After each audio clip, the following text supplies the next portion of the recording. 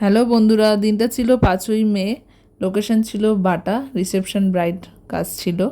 Rapido already wait করছিল, আমিও বেরিয়ে পড়েছি সময়ের আগেই। আর কারণ ওয়েদারের কেমন কি থাকে সেই বেসিসের ওপরে। ওর নাম ছিল সায়নী, খুবই মিষ্টি মেয়ে, অলওয়েজ ওর মুখে হাসি থাকে। আর সেদিনও তাই, ওর সাথে যে প্রথমবার কাজ করছি মনেই হয়নি। আর কিভাবে পুরো কাজের ভেতরে ওর সাথে গল্প করতে করতে হাসাহাসি করতে করতে কেটে গেল বুঝতেই পারলাম না। আমার তো খুবই ভালো লেগেছে, ওরও খুব ভালো লেগেছে, ও সেটা জানিয়েছে পরে আমাকে।